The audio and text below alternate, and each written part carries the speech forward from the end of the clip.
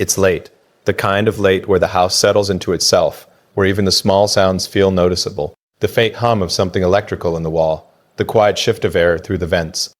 A cup sitting on the desk beside me that's been empty for hours.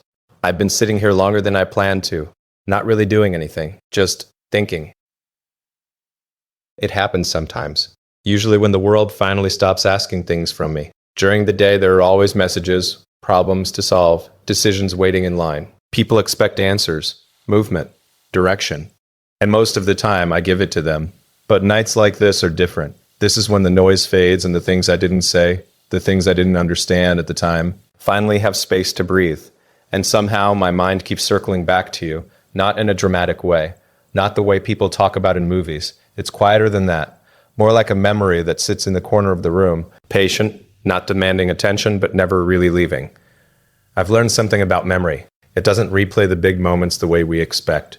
The arguments, the endings, the things that felt huge at the time, those fade first. What stays are the small things. The way the room felt when you were in it. The sound of your voice when you were explaining something you cared about. Not performing, not trying to impress anyone. Just talking. There was a certain calm in those moments.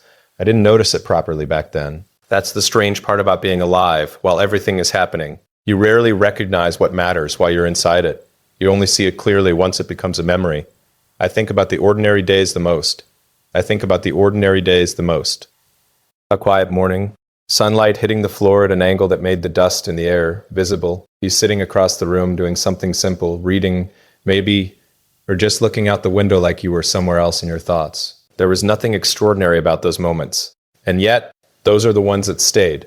Back then I thought life was about momentum, moving forward, building, solving bigger problems, reaching the next horizon before the last one had even fully formed. And in many ways, that instinct built the life I have. But it also created a certain blindness.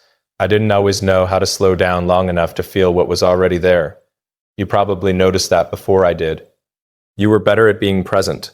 I remember the way you could pause in the middle of a conversation, just long enough to really consider something before answering. Most people rush to fill silence. They treat it like an empty space that needs to be repaired. You didn't. You let it exist. And somehow, those quiet seconds said more than words ever could. I didn't understand how rare that was at the time. I think about the last phase of us sometimes, the part where things slowly started drifting in different directions. Not because of one dramatic event, just small misalignments that kept growing.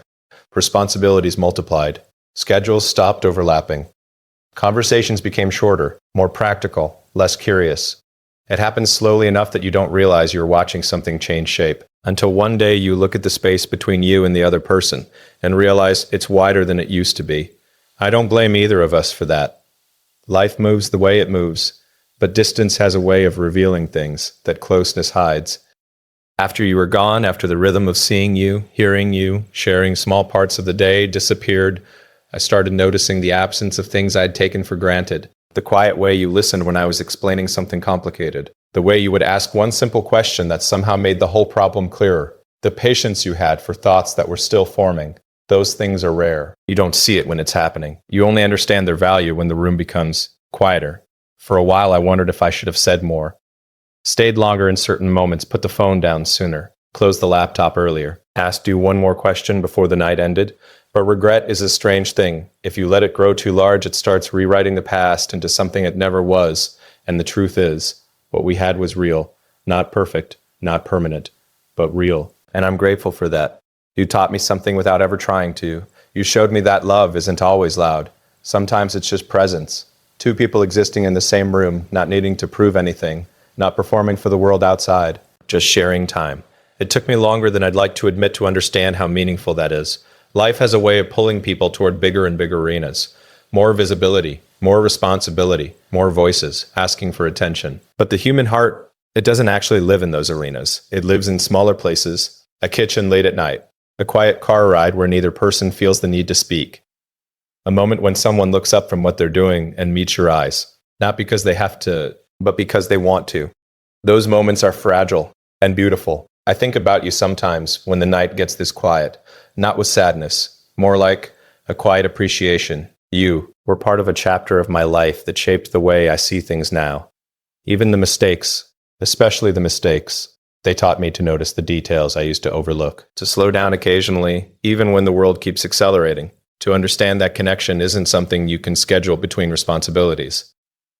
It has to be lived while it's happening. I hope life has been gentle with you, or at least honest. I hope the rooms you sit in now feel warm.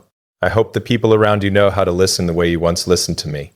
And if they don't, I hope they learn, because that quiet attention you carry to changes people more than you realize, even years later. The house is quieter now. The lights from outside have shifted the way they do when the night moves deeper toward morning.